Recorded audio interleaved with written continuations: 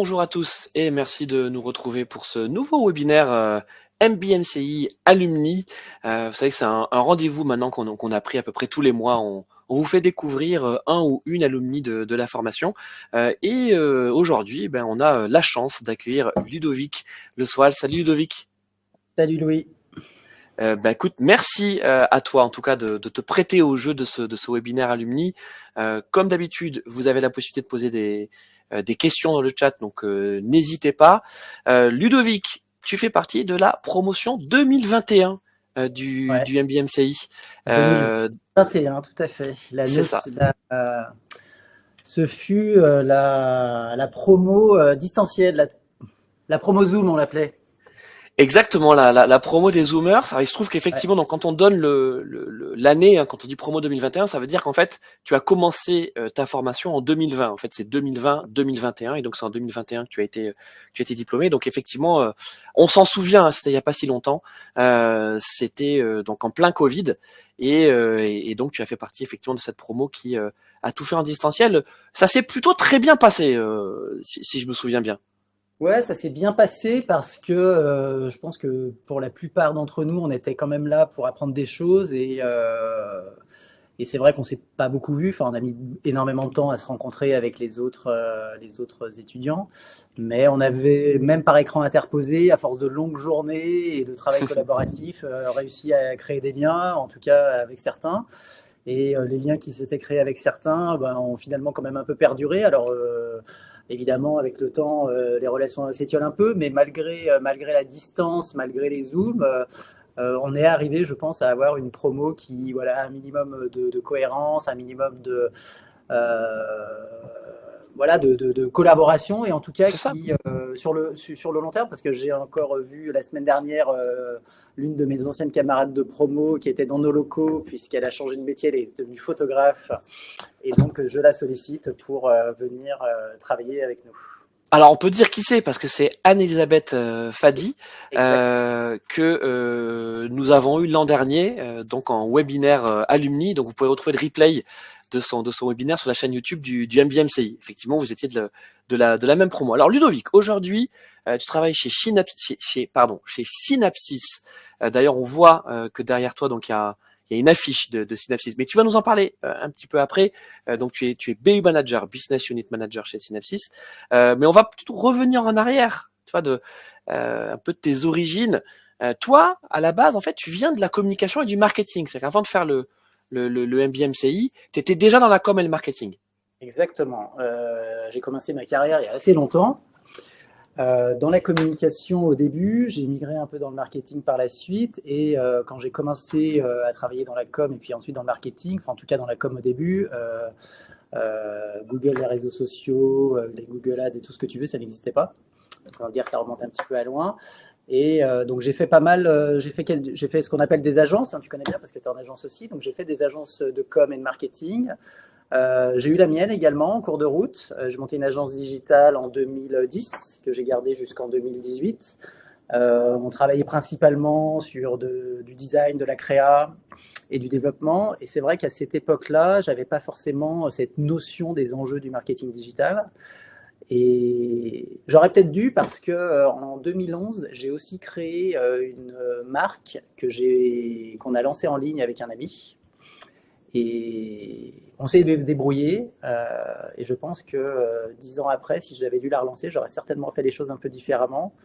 Peut-être pas forcément avec d'autres résultats, mais en tout cas, je les aurais fait différemment, puisque à l'ensemble de ces notions d'audience, d'influenceurs, de réseaux sociaux, je l'aurais sûrement traité un petit peu de façon plus professionnelle, avec ce que j'ai pu apprendre tout au long de l'année. Et puis vas-y, je t'en prie. Donc oui, donc c'est ça. Donc en fait, jusqu'en 2019-2020, en fait, t'es dans ton cursus, on va dire classique, de communicant. Alors je dis comme marketing parce que c'est vrai que t'avais quand même ces deux piliers. T'es plutôt un communicant, mais avec en plus cet aspect marketing, plutôt agence, hein, plutôt presta. C'est ça, hein, Ludovic. Exactement. Ouais, plutôt presta. Et puis en fait, ce qui a été un peu un élément déclencheur pour me poser des questions sur ce que j'allais faire de mon avenir, c'est que j'ai intégré des agences en 2018-2019 et aussi en 2020. des agences plutôt orientées social media. Et souvent, enfin pas souvent, mais en fait le constat que j'ai fait au bout d'un moment, c'est que voilà, je manquais de technicité, je manquais de connaissances. Il fallait que je m'appuie sur des équipes pour aller pitcher une reco, ce genre de choses. Et si je voulais voilà, prendre un poste qui corresponde à mes ambitions, je devais me démarquer. Donc j'ai décidé de plus forcément subir la situation et de me dire bon, j'arrête, je me remets au goût du jour, je redeviens un peu plus bankable sur le marché et je prétends à des postes de management, ce qui m'intéressait en agence et pas forcément de quelqu'un d'être super opérationnel. Donc c'est pour ça en fait que j'ai décidé à ce moment-là de reprendre un cursus enfin une formation, et il se trouve que j'avais travaillé avec dans le passé avec Didier Caloc, que tu connais bien. Et Didier Kellogg, qui est un ancien aussi du NBA MNC. C'est ça. Alors beaucoup plus tôt, hein, il me semble. C'est ça, 2009, exactement. Et donc, quand je me suis interrogé, on s'est revus, parce qu'on s'était jamais vraiment trop perdu de vue, et on s'est revus avec Didier. Je lui ai dit, écoute, voilà, la situation, c'est celle-ci. Il faut que je me reforme, parce que ce que je veux faire aujourd'hui, si j'étais un employeur, je ne m'embaucherais pas. Donc, qu'est-ce que je fais demain pour m'embaucher? Et donc, j'ai réussi quand même, je pense, à avoir cette lucidité pour voilà, voir où est-ce que j'en étais, ce que je pouvais valoir sur le marché en termes de professionnel, et puis surtout de me rendre compte que là où je voulais aller aujourd'hui, j'avais pas forcément les moyens d'y aller. Oui, c'est ça, c'est ce que j'allais te dire, c'est que c'est un vrai constat de lucidité que tu as eu à ce moment-là. Bon, peut-être un peu radical, mais c'est aussi peut-être dans la radicalité que ça amène à prendre des décisions. Et puis on voit là aussi que tu as pu t'appuyer sur les anciens, donc Didier Caloc, qui, en toute objectivité, t'as peut-être suggéré de te dire, ça serait bien que tu fasses un billet, et ça tombe bien parce que j'en connais un. Ouais, alors ce qui a été bien, c'est qu'il m'a, évidemment, il m'a parlé de celui-ci, du MCI, mais il m'a parlé d'autres également. Donc j'ai pu faire ma base de comparaison, et donc j'avais postulé à un billet concurrent qu'on ne m'a pas cité. J'ai eu des entretiens, j'ai rencontré à l'époque Alexandre Stopnicki. Je lui ai fait part un peu du constat que j'ai aujourd'hui, enfin que je relate aujourd'hui avec toi et avec vous. Et puis voilà, c'est comme ça s'est enclenché super rapidement, parce que je suis quelqu'un qui, quand il prend des décisions, il tergiverse pas trop en général, il avance. Donc à partir du moment tu te souviens à peu près des périodes, parce que donc la rentrée est en octobre. Tu te souviens quand tu as pris ta décision? En octobre. Ah oui, d'accord. Ouais. J'ai pris ma décision au mois de septembre, le temps que j'envoie ma candidature, entretien avec Alexandre au mois d'octobre, et démarrage une semaine après. Ah oui, c'était éclair. Ça a été éclair. Exactement, ça a été éclair, tout à fait. Et honnêtement, je pense que c'est la meilleure décision que j'ai prise depuis bien longtemps, en tout cas au niveau professionnel, parce que ça m'a permis de refaire le point sur moi, et puis surtout, ça m'a permis de réapprendre. Et ça, en fait, j'ai adoré réapprendre. Vraiment. Ça, ce que je retiens de cette année-là, c'est de se replonger, pas se remettre en difficulté, parce que je n'étais pas non plus tout à fait étranger à tout ça. Mais en revanche, oui, j'ai vraiment appris des choses. Le SEO, je connaissais le nom, enfin, j'exagère, mais pas loin. Le social media, je connaissais les réseaux sociaux, mais je n'avais pas forcément cette subtilité et cet aspect peut-être stratégique qu'il faut avoir à ce niveau-là. Pareil pour les différentes disciplines qu'on a pu étudier, l'AD, toutes les Google Ads, etc. Et puis après, et surtout, j'avais fait au début, quand j'ai intégré le MBA, j'avais dit, bon, ça fait plus de 15 ans que je suis en agence, j'aimerais bien voir l'envers du décor. C'est-à-dire, je m'étais dit, tiens, je prendrais bien un poste de responsable marketing ou responsable digital dans une boîte, etc. Et puis finalement, plus les mois passaient, plus je me rendais compte que finalement, ce qui me plaisait, c'était quand même d'être un peu un touche-à-tout. Et j'ai changé d'avis, donc j'ai été à l'encontre de ce que j'avais imaginé au départ, pour finalement, je me suis dit, finalement, l'agence, ça me correspond bien, je pensais un peu mieux. Et ce qui m'a fait repenser ça, c'est les IMCO qu'on a eu. Et en fait, j'ai bien aimé pitcher, alors pas sur les deux, parce qu'il y en a un des deux sujets, honnêtement, c'était les mecs en face, c'était pas forcément énormément d'honneur, d'infos, etc. Donc quand tu pitches et que ton client il donne pas d'infos, forcément c'est un peu compliqué. Les autres, en revanche, avaient été excessivement dans le partage. Le pitch idéal d'un client, on va dire, et donc ce qui nous a permis en fait de beaucoup travailler et puis d'arriver à avoir une réponse super qualitative. Et j'ai aimé en fait de nouveau à travailler en équipe, à être un peu un chef d'orchestre, ce que j'avais souvent été. Et je me suis dit, non, en fait, finalement, je crois que l'agence, c'est un peu ce que j'aime faire, c'est mon milieu, et finalement, donne-toi les moyens de réussir ici, quoi. Alors, on rappelle ce que sont les IMCO. Donc, ce sont les missions de conseil opérationnel. En fait, c'est tout simplement des cas pratiques réels soumis donc par des annonceurs tels qui les proposeraient à des agences. Donc, en fait, les étudiants donc sont répartis par groupe, par agence, et sont en compétition. Bien sûr, c'est compétition bienveillante, mais en compétition quand même, à partir donc d'un pitch qui est donné par un annonceur. Tu te souviens toi Ouais, de l'IMCO dont tu nous parles? ouais, c'était celui de ISNCF. D'accord. Ouais, c'était celui de SNCF. Le but, c'était, en gros, la SNCF, son enjeu, ça l'est toujours, mais ils ont fait des choses entre-temps, j'ai vu. C'était voilà, de faire de la mobilité durable, d'avoir en fait une part à hauteur de 20% de la mobilité en France. Et donc en 2021, c'était en 2021 qu'on l'a fait, c'était voilà, comment je déploie une stratégie pour délaisser la voiture et éventuellement l'avion au profit du train sur certaines distances. Qu'est-ce que ça te procure en termes d'avantages, à la fois écologiques bien évidemment, mais voilà, de manque de contraintes éventuellement familiales. Donc on avait fait toute une reco par rapport à ça qui était pas mal. On avait fini deuxième, j'avais pas gagné, mais on avait fini deuxième. Mais on avait fait une belle reco et on avait T'as repris goût, en tout cas, comme tu me l'as expliqué, t'as repris goût, exactement. non pas que tu l'avais perdu, mais peut-être que ça a réenchanté ton métier finalement. Ouais, en fait, ça a réenchanté, c'est exactement ça. Ça a réenchanté mon métier parce que j'avais un peu j'avais été peut-être un peu désenchanté à une période. Parce que c'est vrai qu'en agence, t'as pas forcément, t'es souvent quand même pris pour un prestat. On t'envoie des briefs à 18h le vendredi pour des rendus le lundi. Donc au début, je m'étais dit, bon, en gros, ça c'est plus ce que je veux faire de ma vie, si tu veux, quoi. Travailler le week-end pour ne pas Ouais. savoir si je vais, réussir ou pas. Franchement, je pense que j'ai assez donné. Alors c'est hyper formateur, hein, honnêtement, hein. Mais voilà, c'est bien un temps pour se former. Et donc voilà, donc j'avais dit que je retrouverais une agence, mais qui voilà, qui sera un peu différente des autres et qui me permettrait de travailler aussi un peu différemment avec voilà des choses qui correspondent plus à mes ambitions, à ma vie, à ce que j'avais voulu faire. Donc il se trouve que c'est ce qui s'est passé. Donc j'ai été ça s'est bien goupillé en termes de planning. J'ai été plutôt, alors je sais pas si on peut dire de la chance ou j'ai saisi les bonnes opportunités, mais en tout cas ça s'est plutôt pas mal Il y a goupillé un peu parce que des deux. exactement, il y a un peu des deux, il y a toujours un peu des deux de toute façon. Au cours de l'été 2021, donc je postule à droite à gauche. Il me restait ma thèse à finir. Bon, je l'avais déjà pas mal avancé, on en reparlera après.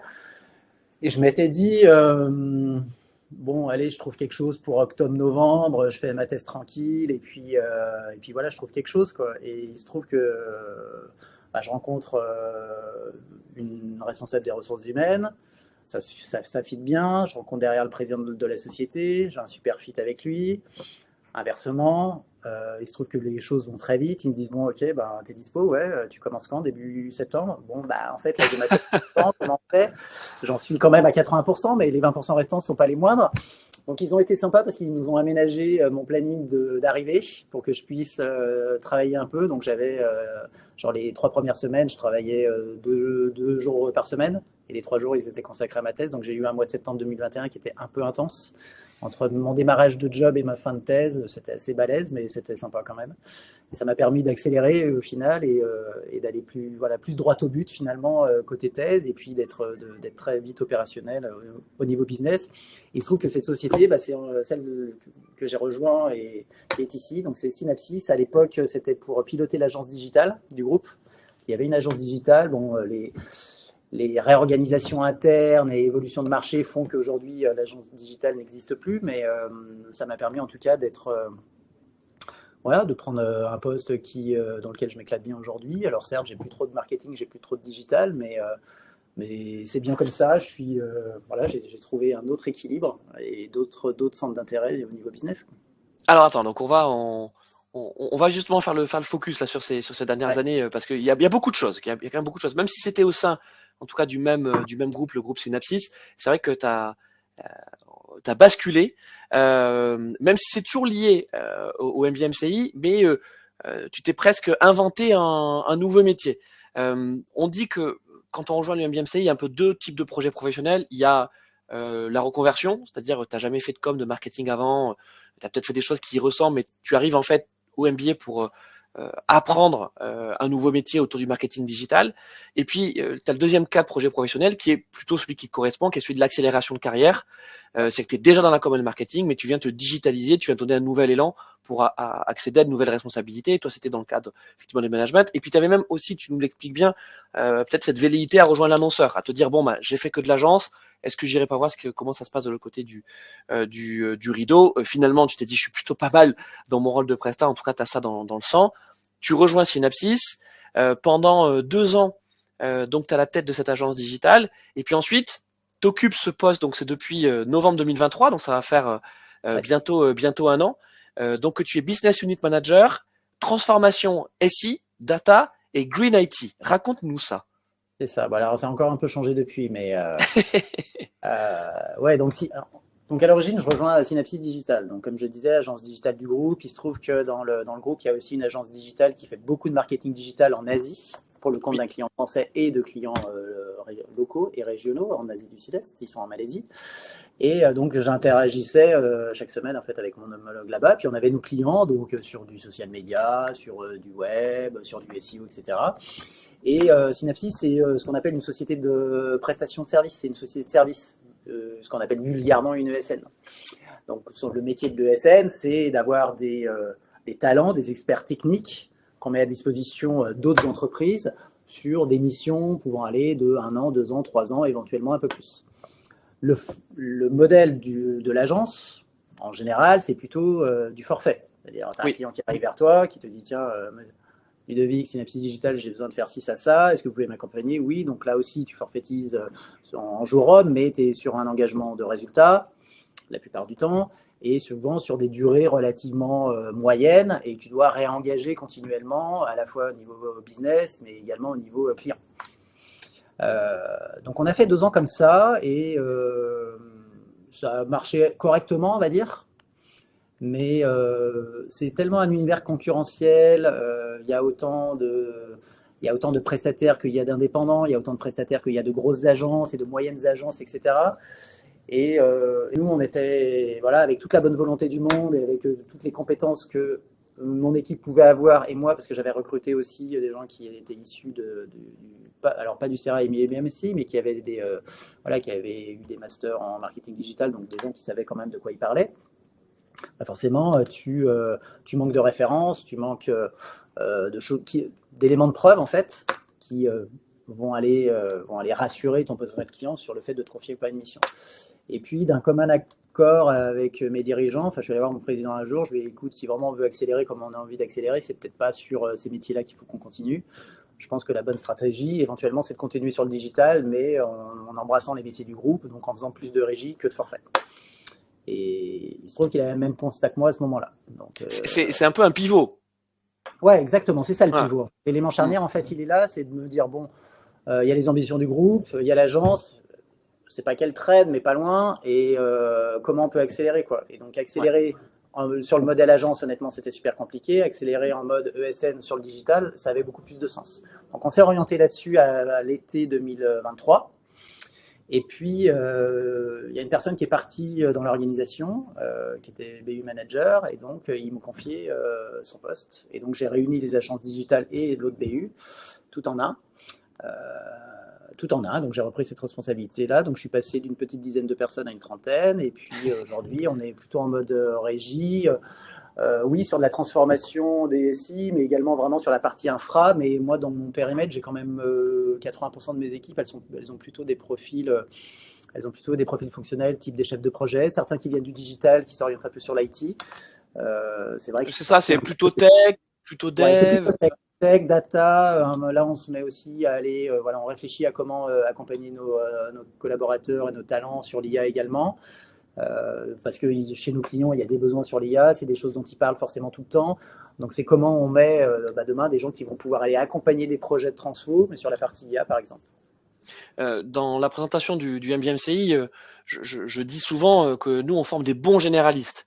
Dans ce que tu nous décris aujourd'hui, j'ai l'impression que c'est ce qu'on attend toi aussi, c'est que tu sois un bon généraliste, que tu aies des connaissances un petit peu partout, que tu puisses justement réussir à bien cerner quels sont les besoins des clients, détecter aussi les bons talents, les bonnes compétences qui vont matcher. C'est peut-être ça aussi le travail d'un manager finalement. Bah, c'est exactement ça. Et ce que m'a permis de. Tout à l'heure, tu as posé la question sur ce que voilà, avait pu m'apporter mon parcours, le BMCI, que je disais effectivement, j'ai aimé apprendre, etc. Mais surtout, ça m'a. Je me suis refait confiance, en fait, tout au cours de cette formation. Parce que quand ça fait longtemps qu'on bosse et qu'on voit arriver des nouvelles générations, en tout cas en ce qui me concerne, on s'interroge toujours sur sa pertinence, sur sa place. C'est sûr que avec l'expérience que j'ai, je coûte un peu plus cher qu'un mec qui arrive, quoi, naturellement. Mais qu'est-ce que j'apporte en plus? Donc, mais en revanche, je suis quand même attendu sur la base. Et j'avais passé des recrutements avec un cabinet de chasse qui m'avait dit que lui aussi, il avait été intéressant dans mon approche. Il m'avait bien aidé sur la fin d'ailleurs. Et il m'avait dit, voilà, avec votre parcours, est-ce que voilà, vos prétentions de poste, c'est sûr qu'il ne faut pas aller là, mais il faut plutôt aller là. Et donc tout ça, c'est plutôt pas mal goupillé sur le fait que je me suis dit, bon, ok, forcément, ça va restreindre un petit peu mon choix, parce que je veux que des postes managériaux, voire que des postes de direction d'agence. Forcément, ça limite un peu le choix, que si je prenais des choses très opérationnelles, parce que sur le côté volet opérationnel, ils allaient prendre certainement des plus jeunes diplômés, des gens qui sont peut-être qui ont plus les mains dans le cambouis et qui vont être peut-être un peu plus malléables que moi, quoique je pense que je le suis quand même pas mal, donc ça fait partie de mes qualités, je dirais. Mais voilà. Mais après, chacun apporte ce qu'il a dans son sac à dos, en fait, dans une organisation et dans la mesure où ça correspond à ce qui est attendu. Alors, tu parlais tout à l'heure de la thèse professionnelle. Donc, la thèse professionnelle, c'est le fil rouge du MBMCI. On la commence quasiment dès la rentrée et puis on la rend à la fin. Donc, c'est un travail d'1 an. Toi, on peut dire que tu as eu du nez, puisque donc je rappelle que tu as fait le MBA en 2020-2021, et ton sujet de thèse, c'est data et IA pour une meilleure expérience client. Exactement. Et en fait, j'ai adoré faire cette thèse. Alors, ce n'est pas mon sujet premier. J'ai eu beaucoup de mal à choisir mon sujet et c'est en faisant des interviews. Donc là, ce qui est répété tout au long du MBA, faites des interviews, en fait, c'est la base de la thèse. C'est pas d'interview, pas de thèse, en fait. Pas d'interview, pas de thèse de qualité et parfois une interview, thèse de grande qualité. Alors, je passe pas forcément pour moi, évidemment, mais oui, donc j'ai fait beaucoup d'interviews de gens hyper intéressants et ce qui est bien quand on sollicite des professionnels pour faire des interviews dans le cadre de sa thèse, honnêtement, on est toujours bien reçu. Oui. Et ça, c'est ce que je retiens. Tout le monde est là pour aider. Moi, j'ai eu accès à des personnalités que j'essayais de chasser précédemment d'un point de vue business, qui ne m'avaient jamais répondu. Et le jour où je les ai contactés pour dire je fais une thèse, on s'est déjà contacté, je fais une thèse là-dessus, et genre dans la minute, j'avais un coup de fil, voire une réponse avec un agenda à côté, et j'avais qu'à choisir mon horaire, quoi. Donc vraiment, ça a été hyper intéressant. Et c'est au cours des premières interviews que j'ai eues que je me suis rendu compte que finalement, mon sujet de base, il allait être peut-être un petit peu bateau, voire vu et revu, et que ce qui était intéressant finalement, c'était un peu aller au-delà, c'est qu'est-ce que je faisais avec autour de l'IA et de la data, parce qu'on m'en avait parlé. Et c'est pas en plus des disciplines qu'on a couvertes tout au long de l'année. Donc je me suis dit, bon, les disciplines que j'ai couvertes toute l'année, bon ok, c'est bien, j'ai emmagasiné de la connaissance, etc. Mais comment j'emmagasine de la connaissance finalement sur un sujet qui a l'air quand même hyper prenant et hyper intéressant. Et donc là, je me suis rapproché de spécialistes, évidemment. Donc je ne me rappelle plus de tous ceux que j'ai interviewés, mais j'ai interviewé des gens chez... Est-ce que déjà ta thèse professionnelle, tu l'as rendue accessible, tu l'as rendue publique? Non, je l'ai communiqué à quelques personnes qui me l'ont demandé. Et si jamais certaines personnes la veulent, bon, elle date un peu maintenant, je pense qu'on peut trouver peut-être un peu mieux sur le sujet depuis 3 ans. Mais on peut t'écrire. Oui, on peut m'écrire. Je ne l'ai pas rendu public parce que je l'ai faite pour moi, en fait. Je l'ai faite pour moi, pour apprendre des choses, et je ne l'ai pas faite pour me valoriser. Mais voilà, j'avais envie d'apprendre quelque chose de différent. Et voilà, j'ai lu beaucoup de livres, j'ai regardé plein de vidéos, j'ai parlé à plein de gens, et tout ça a fait que j'ai réussi à sortir ma thèse. Je pense qu'il est plutôt pas trop mal. Je n'ai pas la meilleure note de la promo, je n'ai pas la plus mauvaise, ce qui me correspond bien aussi, je pense, à mon parcours scolaire dans l'absolu, ni jamais le meilleur, jamais le moins bon. Mais en tout cas, j'ai appris des choses surtout, et en fait, ça me sert beaucoup aujourd'hui parce que j'ai récupéré dans mes équipes des professionnels de la data. Et je pense que si j'avais pas fait cette thèse, j'aurais été un peu plus mal embarqué au début pour pouvoir les piloter. Donc ça m'a bien aidé en fait de comprendre quelles pouvaient être leurs problématiques, comprendre pourquoi nos clients avaient besoin d'eux, et surtout engager parfois des conversations avec des clients sur les sujets de thèse que j'avais traités et sur les règles que j'avais pu présenter dans ma thèse. Et ça, c'était vraiment hyper intéressant. Je me souviin de mes premiers rendez-vous que j'ai eus ici. Je le fais avec le patron d'un service dans la data d'un retailer.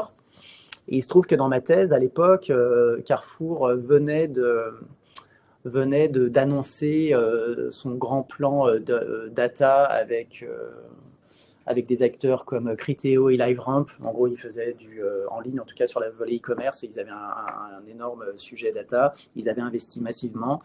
Et j'en parle comme ça avec la personne que j'ai à côté de moi. Et je lui dis, en fait, là, dans le cadre de ma thèse, j'ai fait ça, ça, ça. Et le mec, il me dit, ah bon, je savais pas. Donc, hop, bah, je lui partage ma thèse, il lit le truc.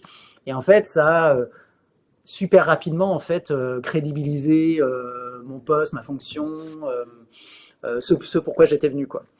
Donc ça a été aussi intéressant par rapport à ça. Mais non, pour répondre à ta question, je ne l'ai pas rendu public parce que parce que je l'ai fait pour moi en fait, surtout. Oui, alors il se trouve que si vous souhaitez en savoir plus sur ce sujet, c'est très simple. Vous pouvez aller sur le blog du MBA-MCI, mbamci.com, puisque Ludovic, qui a bien écouté ce qu'on lui a dit pendant le MBA, a justement créé des articles liés à son sujet de thèse. Donc ces articles sont toujours en ligne. Donc c'était autour de l'expérience client. Donc tu avais un article notamment qui s'appelle l'IA pour améliorer l'expérience client, dans laquelle tu parles notamment de ton entretien avec quelqu'un de chez Oracle. Hein, tu disais tout à l'heure les interviews, donc tu avais Roland Kolchakian Roland d'Oracle. Exactement. Donc Roland Kolchakian. Alors on ne s'est pas revu évidemment depuis. On se connaît pas très bien, on se connaît pas même. Mais en revanche, il a changé et on est toujours un petit peu en contact. Et lui, pendant que je lui parle, il me dit attends, je reviens. Et il arrive avec une pile de 6 livres. Et il me dit voilà, si tu veux tout savoir sur l'expérience client, je t'invite à lire tout ça. Donc évidemment, je suis allé commander tous ces bouquins en anglais. Je les ai tous lus. Et effectivement, c'était vraiment super intéressant. Et après, par l'intermédiaire d'autres personnes, bah, j'ai pu aussi, j'avais interviewé Thierry Pires également, qui était au Canada à l'époque. Il y a un ancien du MBA-MCI aussi, et puis il y a quelques autres. Mais ouais, donc Roland Kolchakian, c'est un peu lui. En fait, c'est t'as raison. Maintenant, ça me revient. C'est son interview qui a fait que j'ai bifurqué. Voilà, bon, je n'ai pas de mérite parce que j'ai lu ton article en fait. Je ne me souvenais pas.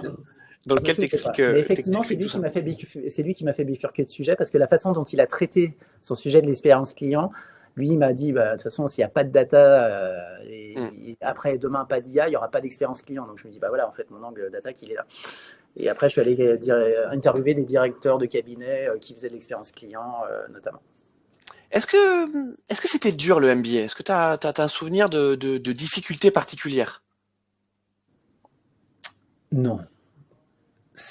En fait, c'était pas dur. Il fallait juste travailler, quoi. C'est sûr que si tu ne travailles pas, ça peut être dur.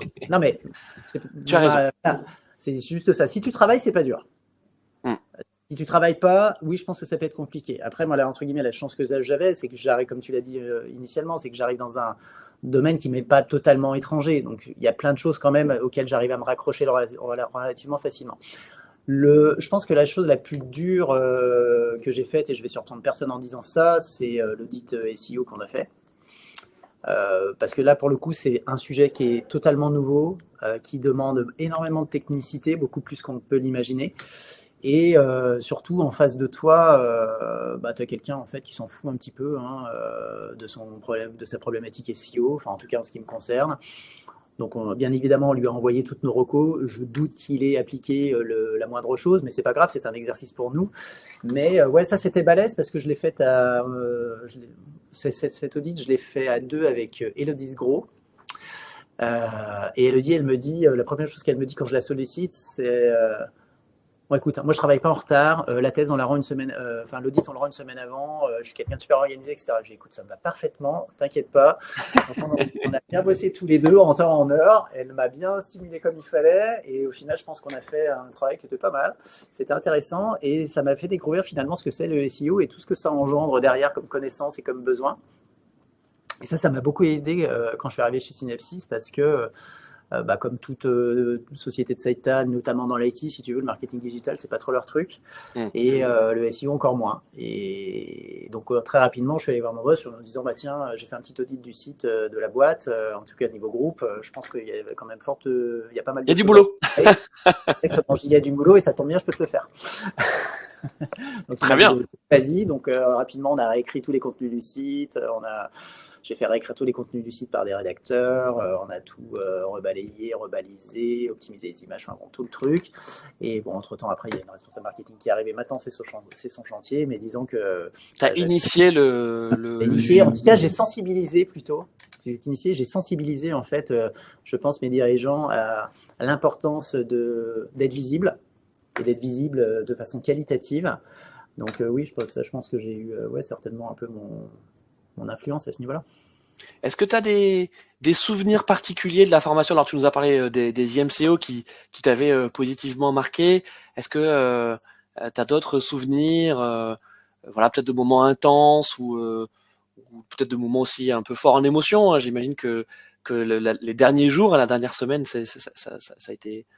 Ou peut-être que tu disais que comme c'était une promo de Zoomers, hein, puisque vous aviez fait toute la formation en distanciel, le jour où vous êtes retrouvés en présentiel, c'était pour la remise de diplôme, c'est ça peut-être? Non, alors on a fait quelques journées en présentiel sur la fin de la formation, à partir d'avril, quand on a été déconfiné la deuxième fois. C'est vrai, exactement, tu as raison. L'école avait autorisé à ce qu'il y ait des sessions sur site. Donc la plupart d'entre nous, en fait, on jouait le jeu, on est venus voir, donc c'était très sympa d'aller déjeuner les uns avec les autres, de se rencontrer vraiment pour la première fois. Non, après le côté intense, non, comme je te le disais, oui, sur la fin, évidemment, t'enchaînes ta thèse, t'as tes semaines. Bon, moi, il se trouve que j'avais décidé de vivre ma formation de façon zen et sereine, c'est-à-dire que j'avais décidé de quitter mon job en la commençant. Donc, j'étais pas à cheval, boulot et thèse. Ça, j'avoue que je le ferais pas demain si je devais refaire quelque chose, parce que là, vraiment, ça aurait été chaud quand même. Là, aujourd'hui, je serais incapable d'enchaîner ça, par exemple. Mais vraiment, j'aurais ni la bande passante, ni l'espace mental pour gérer deux choses comme ça simultanément. Ça serait vraiment pas possible. À l'époque, c'était beaucoup plus confortable, donc c'est pour ça que je l'ai plutôt bien vécu par rapport à ta question de tout à l'heure, parce que quand il fallait travailler le soir, je pouvais travailler le soir. Ou quand il fallait travailler les semaines qui étaient entre nos semaines de formation, j'avais tout le loisir de le faire. Donc je l'ai plutôt très bien vécu à ce niveau-là. Tu revois, donc tu disais que tu travailles avec Anne-Elisabeth Fadi, donc qui était dans ta promo, mais est-ce que tu revois d'autres étudiants, peut-être des alumni aussi? Alors, comment? Peut-être des alumni aussi? Oui, alors quelques alumni effectivement, parce que j'étais présent à un dernier événement, mais surtout moi j'ai essayé de… Alors je suis allé à quelques premières soirées d'alumni et donc j'ai rencontré d'anciennes promos. J'en ai fait travailler certaines, il y en a d'autres qui m'ont fait travailler. Non, c'est vrai. J'avais à un moment, je cherchais un rédacteur et puis au cours d'une soirée alumni, je discute avec Anne-Charlotte Dio. Et puis on s'entend bien, elle me dit qu'elle est rédactrice, je dis écoute, ça tombe bien, j'ai des choses à faire. Hop, donc on a bossé ensemble pendant 1 an, 1 an et demi. Donc elle écrivait des articles de blog pour la boîte, dans le cadre du référencement, pour améliorer notre visibilité.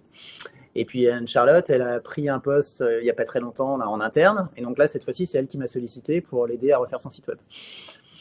J'ai fait bosser, voilà, j'ai fait travailler, il y a Christophe aussi Bernard qui m'a fait bosser. Quand j'avais encore l'agence digitale, même si on fait toujours un petit peu de dev web, c'est plus vraiment notre métier, mais on en fait toujours un peu. Donc Christophe, je l'avais aidé sur un de ses clients pour optimiser techniquement en fait le site web qu'il pilotait pour améliorer le SEO. Donc il avait fait un énorme travail parce que c'est un passionné de SEO, Christophe. Donc il avait fait un énorme boulot de maillage interne et nous on avait repris tout ça techniquement. J'ai fait travailler aussi, je me rappelle plus son nom, mais un de mes camarades de promo sur de la rédaction. Donc voilà, moi tant qu'à faire, si je peux, volontiers pour faire travailler les gens de la promo, parce que je sais que a priori sont des gens de qualité.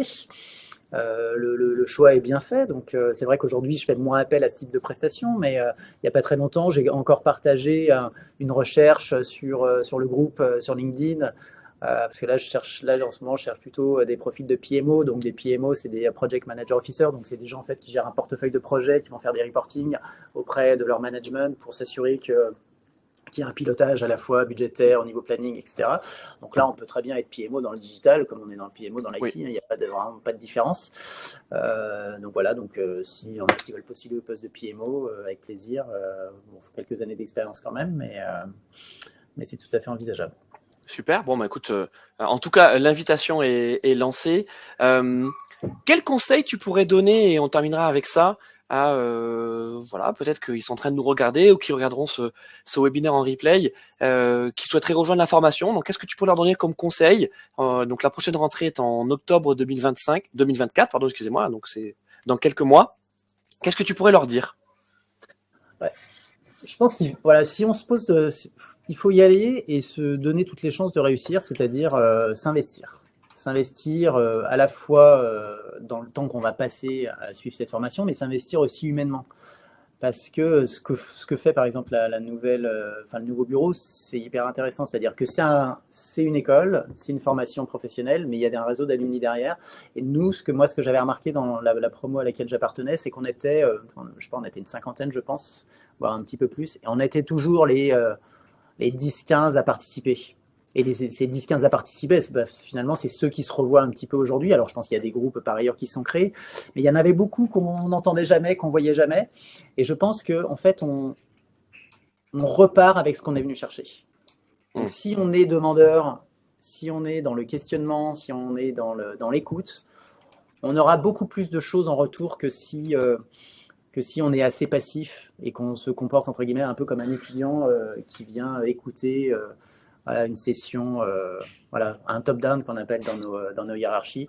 Donc voilà, le top-down, ça n'existe plus trop, honnêtement, dans les organisations. En plus, on est plutôt sur des organisations qui sont plus linéaires. Donc, il faut commencer à s'habituer à interagir, commencer à s'habituer à se montrer, à prendre la parole, à s'imposer, mais le bon sens du terme de s'imposer, c'est-à-dire d'être légitime par rapport à ce qu'on dit, à ce qu'on fait. Donc, ouais, y aller et puis peut-être un peu parfois forcer sa personnalité. Moi, je rencontre beaucoup de gens qui sont un peu, peut-être un peu en dedans d'un point de vue perso, causent moins. Il y a le fameux dicton du MBA-MCI, c'est même pas peur. Ça m'a beaucoup servi aussi. Parce que finalement, si on est là et si on sort diplômé de cette formation, c'est que dans l'absolu, c'est qu'on a de la valeur. Et si demain, on est embauché par une société, c'est aussi qu'on a de la valeur. Donc, il faut oser parfois se mettre un petit peu en danger. Ça permet aussi de prendre confiance. Ça permet aussi de se rendre compte, ce que je dis, c'est bien. Ce que je dis, c'est bien parce que je vois que c'est bien reçu, je vois qu'on m'écoute, je vois qu'on acquiesce. Et donc, c'est s'habituer à ça. Et c'est vrai qu'on n'a pas tout le temps l'habitude de le faire. Et c'est en le faisant qu'on prend confiance. Moi, avant, parler devant une assemblée, ça me tétanisait. C'est-à-dire, j'étais super serein, et puis 2 minutes avant d'entrer, ça avait un peu mes moyens, quoi. Ouais. Et aujourd'hui, j'ai plus ce syndrome de panique ou quoi que ce soit. J'y vais, je sais pourquoi je suis là, je sais ce que je dois dire, je sais ce que je dois pas dire, mais en tout cas, ce que je dis, en gros, je suis plutôt assez sûr de moi par rapport à ce que je peux raconter. Et justement, ça m'a fait beaucoup de bien parce que précédemment à la formation, justement, parfois j'arrivais, je sortais des trucs. Bon, j'étais pas super 100% sûr, quoi, tu vois. Donc voilà, ça m'a permis donc de gagner en confiance, d'avoir aussi gagner en confiance. Pourquoi ? Parce que j'avais appris des choses et puis aussi gagner en confiance en moi en tant que personne, tout simplement. Donc ouais, n'hésitez pas à foncer et puis repartez de là avec ce que vous avez envie de prendre dans votre sac à dos, quoi.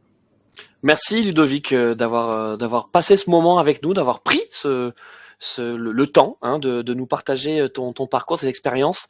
Si on veut te contacter, LinkedIn, c'est ça, c'est plutôt ton réseau préférentiel. LinkedIn, c'est bien. Moi, je réponds hyper facilement aux sollicitations. Donc oui, avec plaisir. N'hésitez pas à me faire un petit coucou sur LinkedIn. Si je peux être d'une aide quelconque, je le ferai avec plaisir.